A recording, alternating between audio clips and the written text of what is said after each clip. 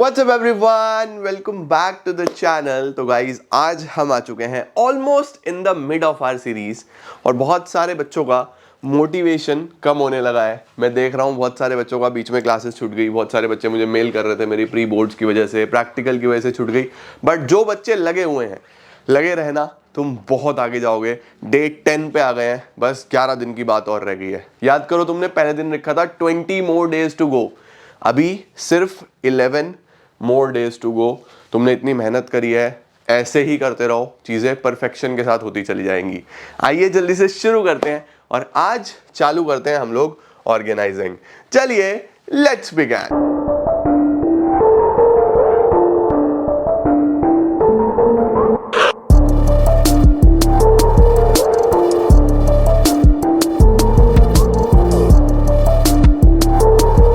तो जो सबसे पहला टॉपिक आज हमें सीखना है वो है second function of management, that is organizing. Sir, पहला फंक्शन हो गया प्लानिंग। हमने प्लान कर ली चीजें, अलग अलग तरीके के प्लान बना लिए, फ्यूचर के बारे में पहले से डिसाइड कर लिया कि what to do, how to do, when to do, ये सब देख लिया। अब आगे क्या करना है? अब आगे आपको करना होता है grouping of activities. Sir, grouping of activities का क्या मतलब है? इसका मतलब है बच्चों, जो सिमिलर नेचर की एक्टिविटीज है ना, मतलब जो एक साथ करी जा सकती हैं, सिमिलर नेचर की एक्टिविटीज को एक डिपार्टमेंट में डाल दो। जैसे जितने भी लोग परचेज अच्छे से करते हैं, जिनकी नेगोशिएशन स्किल्स अच्छी हैं, उनको परचेज डिपार्टमेंट में डाल दो। जितने भी लोग सेल्स में एक्सपर्ट हैं, उनके लिए सेल्स डिपार्टमेंट बना दो। जितने भी लोग प्रोडक्शन में एक्सपर्ट हैं, उनके लिए प्रोडक्शन डिपार्टमेंट में डाल दो। इससे क्या होगा? एक तो जो चीज जिसको आती है वो वही काम करेगा, दूसरा अच्छे तरीके से करेगा, वेस्टेज नहीं होगा। तीसरा सबसे इंपॉर्टेंट चीज क्या होगी? तीसरी सबसे इंपॉर्टेंट चीज होगी कि स्पेशलाइजेशन आ जाएगा, क्योंकि एक्सपर्ट है वो प्रोडक्शन में, एक्सपर्ट है वो परचेज में, एक्सपर्ट है वो सेल में। तो जो इंसान जिस चीज में एक्सपर्ट है उससे वही काम कराया जाएगा, तो you will get specialisation, right? तो what is organising? It is a process of defining. पहले तो डिफाइन करो कि काम क्या है, and grouping the activities of the enterprise. फिर एक्टिविटीज को ग्रुप करो and establish authority relationships among them. Authority relationships का क्या मतलब होता है सर? ये क्लियरली डिफाइन करो कि कौन सुपीरियर होगा, कौन सबऑर्डिनेट होगा, किस सुपीरियर के अंडर में कितने लोग काम कर रहे होंगे। ये बहुत क्लियरली हर डिपार्टमेंट का हेड डिफाइन करो।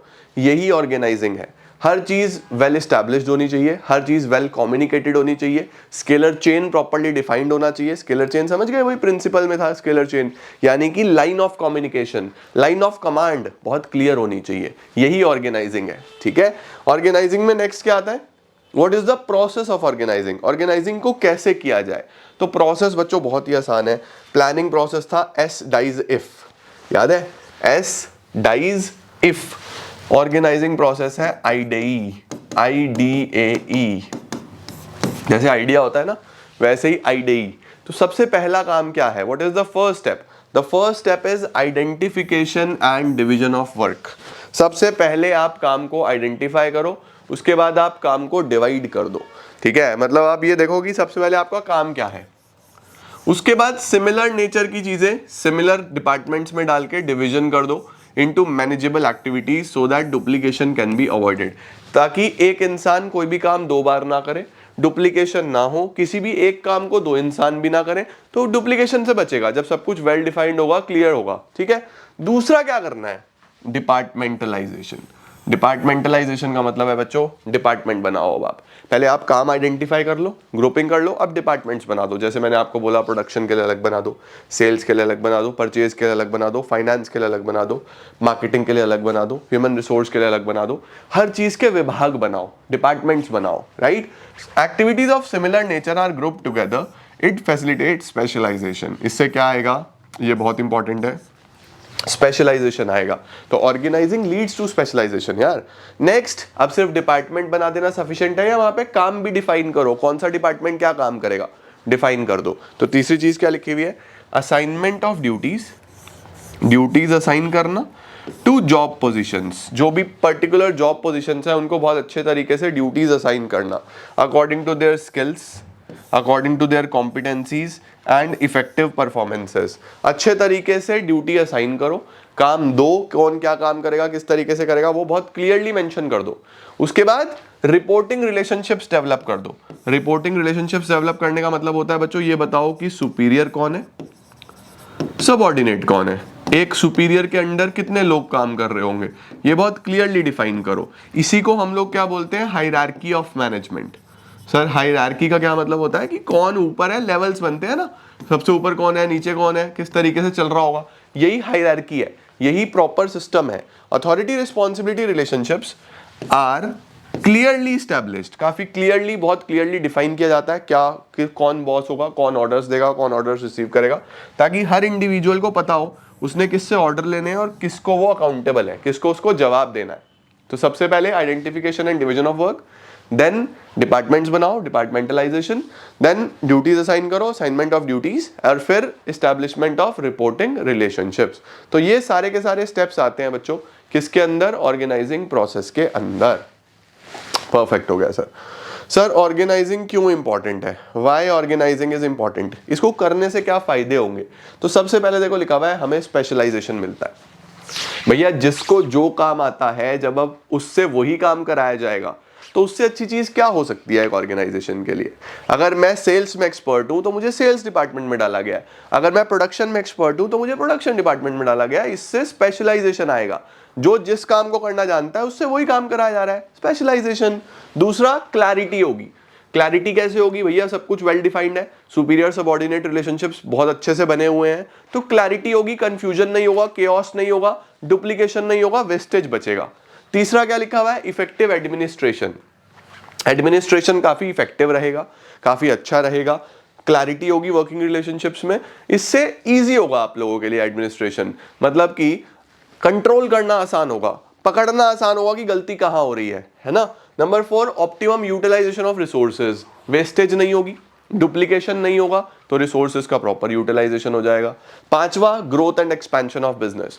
जब स्पेशलाइजेशन होता है, वेस्टेज नहीं होता, तो आप कम पैसे से भी ज्यादा प्रॉफिट बना पाते हो, उस प्रॉफिट को आप यूज कर सकते हो ग्रोथ के लिए, एक्सपेंशन के लिए। और जब काम डिवाइडेड है तो टॉप लेवल के ऊपर कोई बर्डन भी नहीं है, बर्डन भी नहीं है तो वो सोच सकता है, क्रिएटिविटी लगा सकता है, राइट। तो growth and expansion of business can add more job positions, departments and product lines. इसीलिए हम बोलते हैं कि it is very important to organize, to frame departments, ये बहुत इंपॉर्टेंट होता है।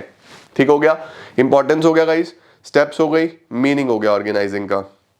इसके बाद हमारे पास आता है organizational structure. Sir what is a organizational structure, organizational structure का मतलब क्या होता है, पहले तो आप ये बताओ। देखो गाइस, ऑर्गेनाइजेशनल स्ट्रक्चर का मतलब होता है ऑर्गेनाइजेशन का फ्रेमवर्क। देखो किसी भी मकान को बनाने से पहले, किसी भी दुकान को बनाने से पहले, किसी भी होटल को बनाने से पहले, किसी भी कंस्ट्रक्शन प्रोजेक्ट को करने से पहले उसका ब्लूप्रिंट बनता है, उसका फ्रेमवर्क बनता है, क्या कौन कौन से पिलर्स होंगे, कहाँ कहाँ पे कितने कितने रूफ डलेंगी, किस तरीके से सारा काम होगा, बहुत क्लियरली पेपर पे डिफाइंड होता है। उसी तरीके से यहां पे ये बोला जा रहा है कि जब आप एक ऑर्गेनाइजेशन में डिपार्टमेंट्स बनाते हो तो पहले पेपर पे डिफाइन कर लो कि कितने डिपार्टमेंट्स होने चाहिए, कैसे होने चाहिए, उस डिपार्टमेंट में कितने लोग होने चाहिए। तो आप हर ऑर्गेनाइजेशन का भी पहले एक ब्लूप्रिंट बनाओ जिसमें सब कुछ बहुत वेल डिफाइंड हो, जिसके अंदर सब कुछ लिखा हो कि कितने डिपार्टमेंट्स होंगे, कौन कौन से डिपार्टमेंट्स होंगे, ये सब कुछ काफी क्लियरली होना चाहिए। इसी ब्लूप्रिंट को हम लोग क्या बोलते हैं, ऑर्गेनाइजेशन स्ट्रक्चर। तो what is organization structure, it refers to the framework. Framework का मतलब blueprint within which all the managerial tasks are performed, जिसमें सारे के सारे managerial as well as operational, sir दोनों में क्या फर्क होता है, ये मैनेजर्स के लिए, एम्प्लॉइज के लिए, सारे काम का एक फ्रेमवर्क पहले से होना चाहिए। The need for organization structure is felt when organization grow in size. देखो जैसे जैसे आपका ऑर्गेनाइजेशन बड़ा होगा तो आपको एक प्रॉपर स्ट्रक्चर की जरूरत पड़ेगी, आपको विभाग बनाने पड़ेंगे, आपको चीजें डिवाइड करनी पड़ेंगी, है ना, because coordination becomes difficult due to new functions और increase in the number of products, right. अब कितने प्रकार के स्ट्रक्चर होते हैं सर, उससे पहले आप ये जानो कि स्पैन ऑफ मैनेजमेंट क्या होता है। ये एक नंबर में कई बार आया है। What do you understand by the term span of management.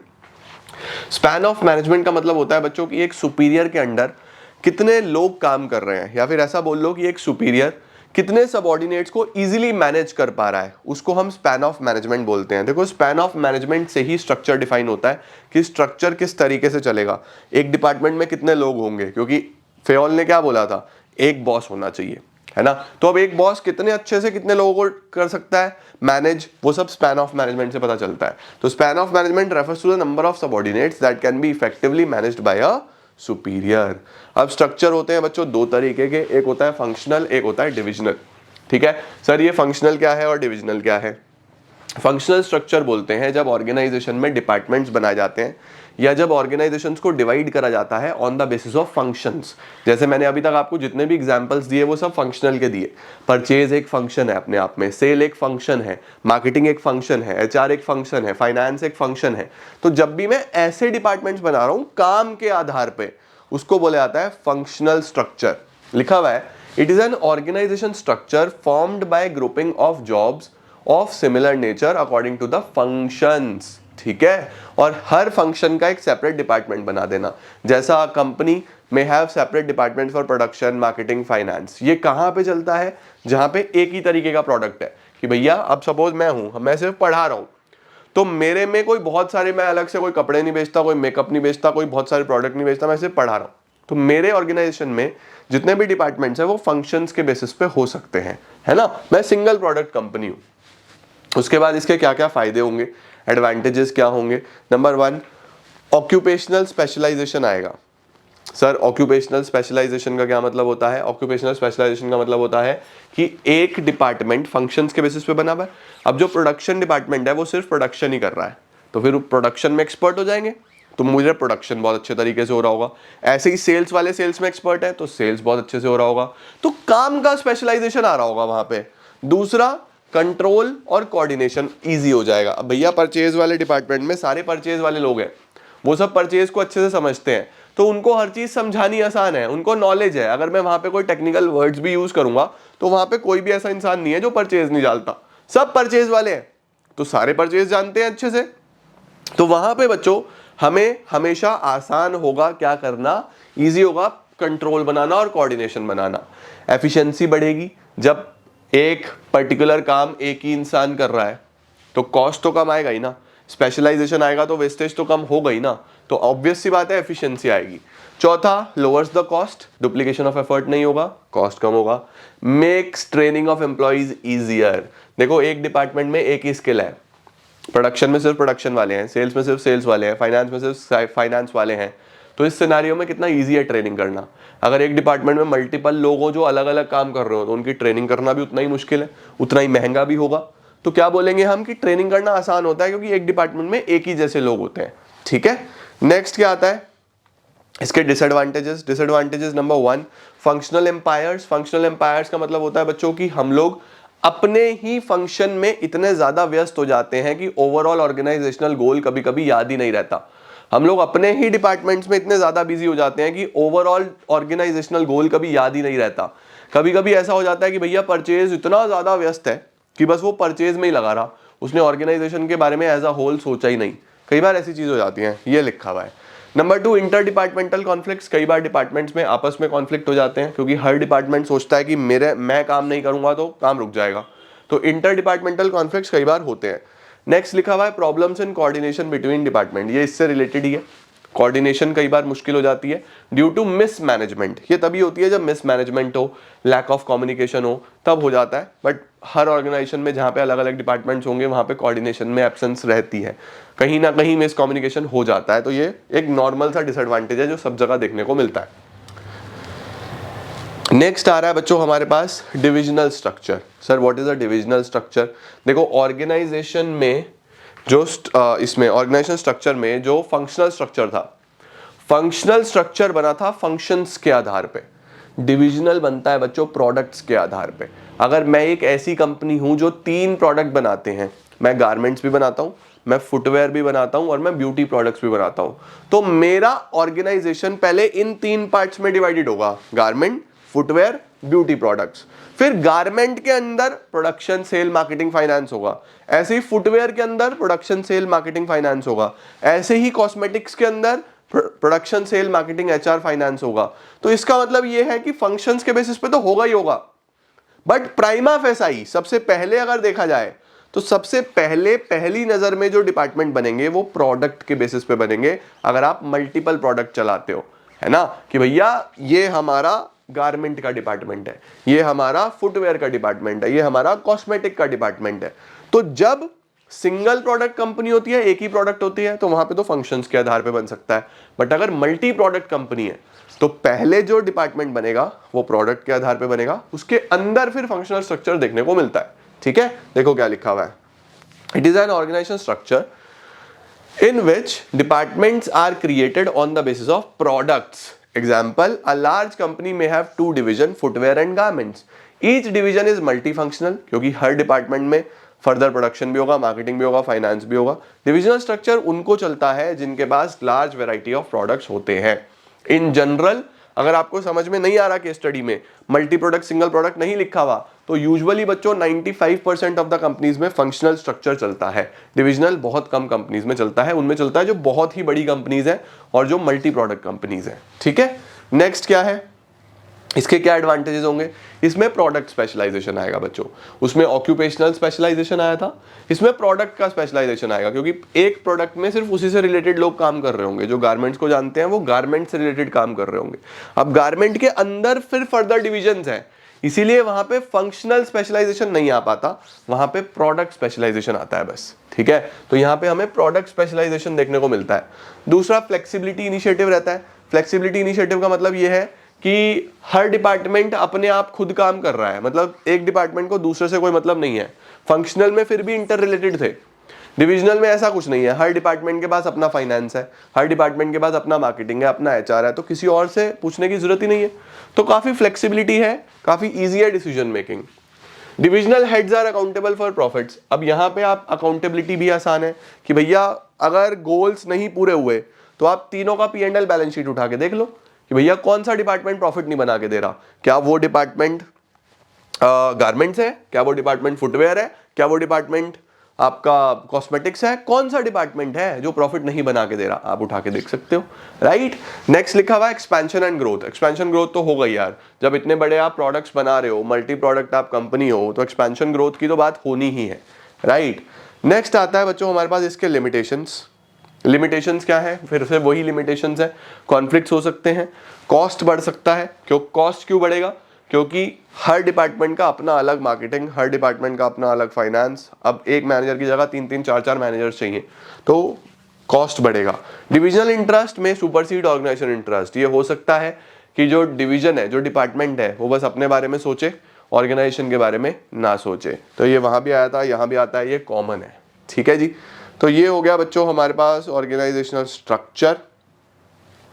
Structure के बाद हम इसमें क्या पढ़ते हैं, स्ट्रक्चर के बाद बच्चों हम लोग इसमें पढ़ते हैं एक छोटा सा टॉपिक जिसको हम लोग बोलते हैं एक ऑर्गेनाइजेशन कितने तरीके का हो सकता है। तो एक ऑर्गेनाइजेशन बच्चों 2 तरीके का हो सकता है। कौन कौन सा, फॉर्मल और इनफॉर्मल। एक ऑर्गेनाइजेशन को हम 2 पार्ट्स में डिवाइड कर सकते हैं, या तो फॉर्मल ऑर्गेनाइजेशन या इनफॉर्मल ऑर्गेनाइजेशन। सर फॉर्मल और इनफॉर्मल में फर्क क्या होता है? सबसे पहले ये समझो बच्चों, इनफॉर्मल ऑर्गेनाइजेशन कोई नहीं बनाता।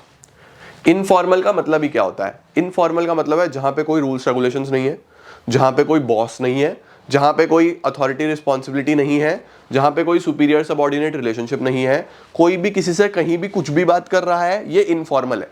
इनफॉर्मल तो पार्टीज होती हैं, इनफॉर्मल तो फंक्शंस होते हैं, इनफॉर्मल तो इवेंट्स होते हैं, ये इनफॉर्मल होते हैं। ऑर्गेनाइजेशंस हमेशा फॉर्मल होती हैं। फॉर्मल में से इनफॉर्मल ग्रुप्स बनते हैं। जैसे जब मैं किसी ऑर्गेनाइजेशन में काम करने के लिए जाऊंगा बच्चों, तो वहां पे एक डिसिप्लिन होगा, फिक्स टाइम होगा आने का, फिक्स टाइम होगा जाने का, वहां के कुछ रूल्स रेगुलेशंस होंगे, वहां पे कोई मेरा बॉस होगा, किसी का बॉस मैं हूंगा, है ना। वहां पे मैं सब कुछ ओवर द मेल कम्युनिकेशन करूंगा, वहां पे कम्युनिकेशन के भी कुछ रूल्स एंड रेगुलेशंस होंगे। तो ये एक फॉर्मल के साइंस हैं, राइट। अब जब हम एक ऑर्गेनाइजेशन में जाते हैं तो वहां पे हमें दोस्त मिल जाते हैं, 2-4 लोग मिल जाते हैं, हम जान पहचान कर लेते हैं, और फिर हम मिलके कहीं लंच कर रहे हैं आपस में बैठ के, तो वहां पे कुछ चर्चा कर रहे हैं। अब वो बन गया इनफॉर्मल। तो फॉर्मल के अंदर से ही इनफॉर्मल निकल के आता है, समझ गए। फॉर्मल क्या है? It refers to the structure which is designed by the management. Management बनाता है to achieve its objectives. Informal कोई मैनेजमेंट नहीं बनाता, ठीक है। क्या है होगा, फीचर्स क्या होंगे फॉर्मल के? ये डेलिबरेटली बनाया जाएगा, मतलब रूल्स रेगुलेशंस तो भैया डेलिबरेटली बनाओगे ना, ये थोड़ी ना खुद बन गए। यहां पे सब कुछ बहुत क्लियरली स्पेसिफाई होता है, who has to report to whom. यहां पे फोकस काम पे होता है, इंटरपर्सनल रिलेशनशिप्स पे नहीं होता। आपकी मेरी कितनी फ्रेंडशिप है इससे कोई मतलब नहीं है, इन्हें चाहिए काम, ठीक है। नेक्स्ट क्या है, जब आप ऐसा करोगे तो क्या एडवांटेजेस होंगे? देखो सब कुछ क्लियरली डिफाइंड होता है तो रिस्पॉन्सिबिलिटी फिक्स करना आसान होता है कि किसकी गलती है, किसने अच्छा काम किया, किसने बुरा काम किया, ढूंढना बहुत आसान है क्योंकि सब कुछ वेल डिफाइंड है। डुप्लीकेशन नहीं होता क्योंकि क्लैरिटी है। यूनिटी ऑफ कमांड बना रहता है, आपने एक चेन बनाई हुई है, सुपीरियर पहले से डिफाइंड है तो एक ही जगह से ऑर्डर्स आएंगे। उसके बाद अकम्पलिशमेंट ऑफ गोल्स, आपके गोल्स अचीव होते हैं क्योंकि एक फ्रेमवर्क बहुत वेल डिफाइंड है, किसी भी चीज़ का डुप्लीकेशन नहीं है, कॉस्ट कम रहेगी, ग्रोथ में ईजी होगा तो गोल्स अचीव हो जाएंगे।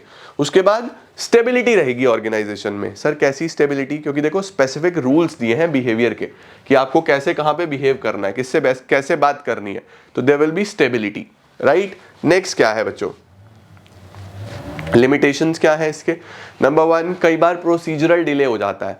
प्रोसीजरल डिले का मतलब देखो चेन ऑफ कम्युनिकेशन है, ए बी से बात करेगा, बी सी से करेगा, सी डी से करेगा, कई बार इस चेन के अंदर अंदर ही बहुत इंपॉर्टेंट अपॉर्चुनिटी मिस हो गई, तो कई बार प्रोसीजरल डिले एक लिमिटेशन बन जाता है।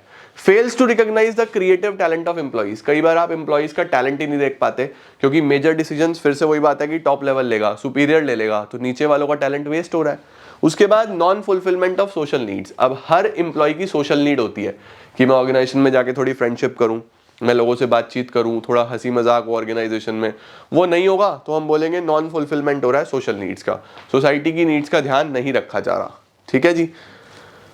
नेक्स्ट आता है बच्चों इनफॉर्मल। इनफॉर्मल अब मैंने आपको बता दिया, कोई बनाता नहीं है, इनफॉर्मल खुद बन जाता है। आपने कभी स्कूल जाके कोशिश नहीं करी कि आप अलग से फ्रेंड्स बनाओ, आप एक साथ बैठे उठे, आपने हंसी मजाक करी, आपको अपने जैसे लोग मिल गए, फ्रेंडशिप हो गई।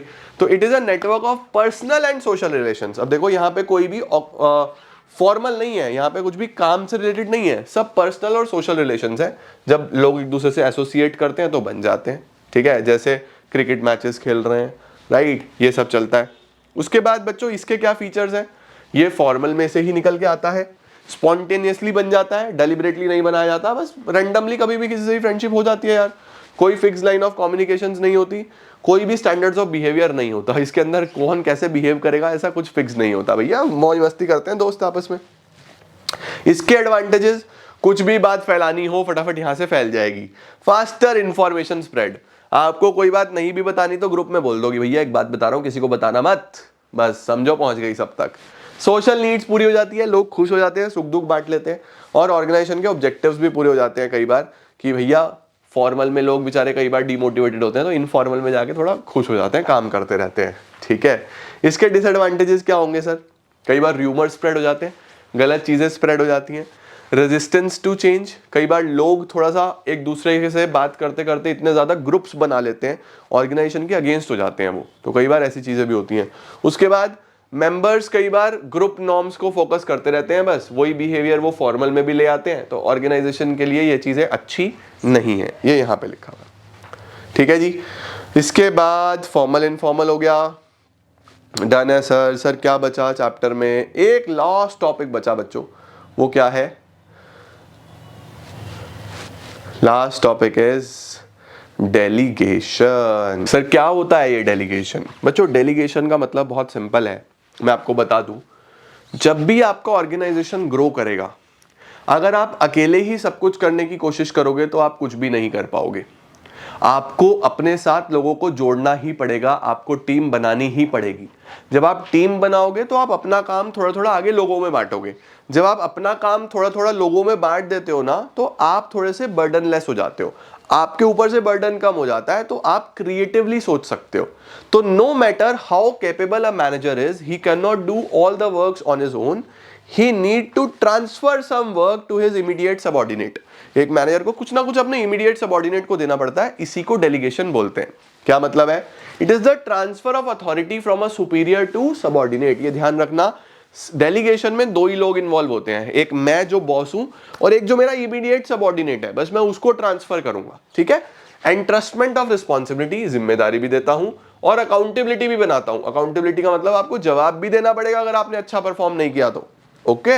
However delegation doesn't mean abdication, इसका मतलब ये नहीं है कि मैं अपने काम से भागूंगा, ठीक है, जवाबदेही तब भी मेरी ही रहेगी। अगर किसी ने मुझ पे भरोसा करके मुझे कोई काम दिया है और मैंने वो काम आगे बांट दिया तो इसका मतलब ये नहीं है कि मैं उनके ऊपर डाल दूं सब कुछ, जवाब तो मुझे ही देना पड़ेगा। डेलीगेशन का मतलब काम चोरी नहीं है, डेलीगेशन का मतलब है कि आप अपना बर्डन थोड़ा सा कम कर सकते हो, आपको जिन लोगों पे भरोसा है कि ये अच्छा काम कर सकते हैं उनको आप काम जरूर दे सकते हो, लेकिन जवाबदेही से नहीं भाग सकते आप, ठीक है। The manager shall still be accountable for the assign task, manager अभी भी अकाउंटेबल रहेगा। नेक्स्ट क्या है, elements of delegation. Sir delegation में क्या क्या आता है? डेलीगेशन में बच्चों 3 एलिमेंट्स होते हैं। सबसे पहला होता है authority. Sir what is authority? Authority is the power to take decisions. जब आप किसी ऑर्गेनाइजेशन में जाओगे तो आपको कोई ना कोई पोस्ट दी जाएगी, उस पोस्ट से रिलेटेड आपको पावर्स भी मिलेंगी, उसको बोलते हैं अथॉरिटी। तो अथॉरिटी का मतलब क्या है? Right of an individual to command his subordinates. ये कहां से आता है? आपकी पोजीशन से आता है। आप जिस जॉब पे काम कर रहे हो, जिस पोजीशन पे हो, उससे रिलेटेड पावर्स आपके पास आएंगी। फ्लो क्या है? It flows from top to bottom. Top to bottom कैसे चलता है?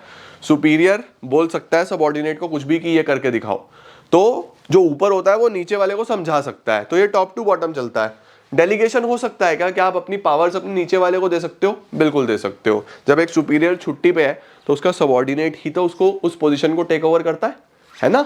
तो इसी तरीके से काम चलता है। तो अथॉरिटी का मतलब क्या है? The power to take decisions, it can be delegated. Next होता है बच्चों रिस्पॉन्सिबिलिटी। रिस्पॉन्सिबिलिटी का मतलब है जिम्मेदारी। अब आपको जो जॉब पोजीशन दी गई है, आपको उसके साथ साथ जिम्मेदारी भी मिली, तो it is the obligation to perform the assigned duty.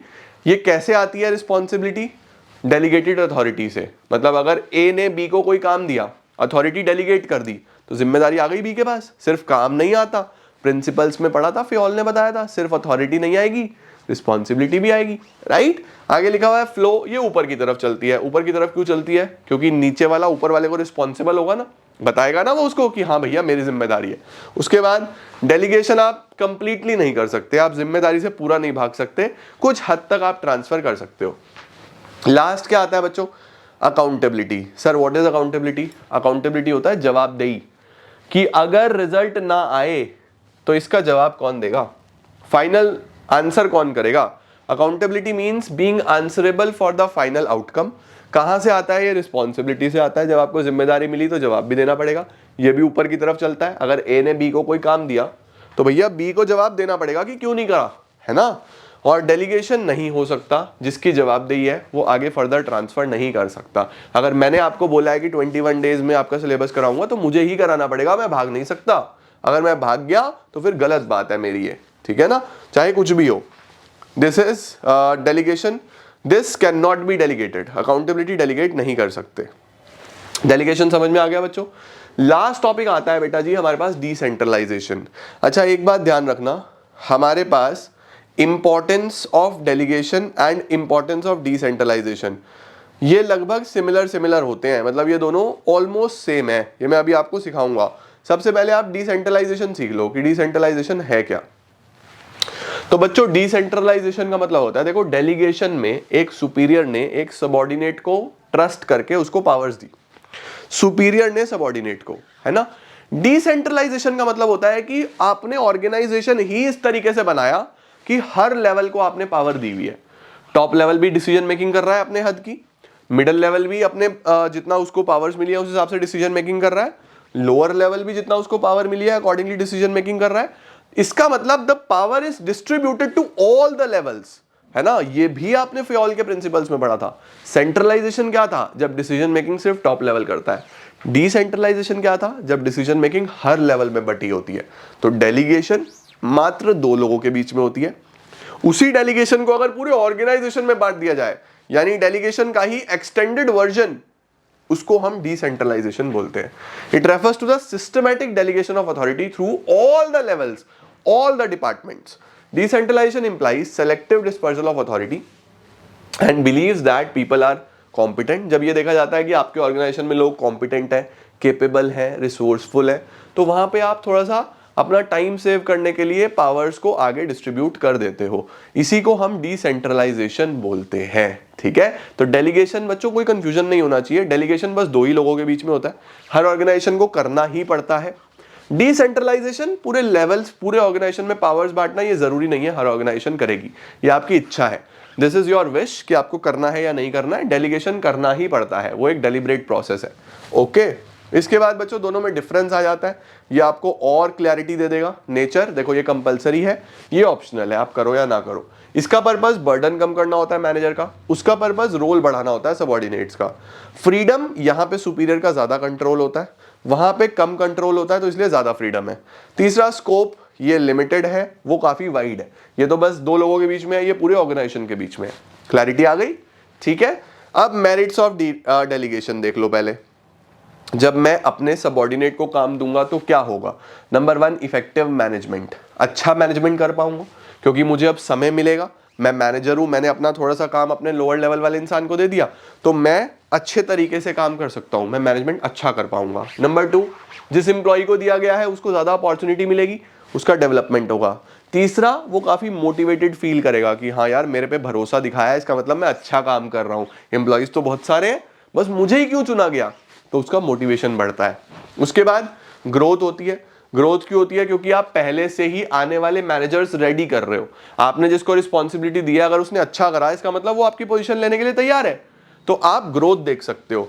Management hierarchy, काफी क्लियरली सुपीरियर सबऑर्डिनेट रिलेशनशिप यहां पे दिख रही है, तो मैनेजमेंट हायरार्की डेवलप होती है। बेटर कोऑर्डिनेशन, ओवरलैपिंग नहीं होता, सारी चीजें परफेक्ट होती हैं, तो कोऑर्डिनेशन बढ़िया बना रहता है। ये बच्चों डेलीगेशन की इंपॉर्टेंस में आता है। डिसेंट्रलाइजेशन इसी का एक्सटेंडेड वर्जन है, ऑलमोस्ट सेम इंपॉर्टेंस है। देखो relief to the top management, क्यों रिलीफ है? क्योंकि डिसीजन मेकिंग हर लेवल पे बटी हुई है, तो टॉप मैनेजमेंट आराम से अपना काम कर सकता है। इनिशिएटिव अमंग सबऑर्डिनेट, सबऑर्डिनेट को इनिशिएटिव लेने का मौका मिलता है, अपनी क्रिएटिविटी दिखाने का मौका मिलता है, उनसे उनमें कॉन्फिडेंस डेवलप होता है।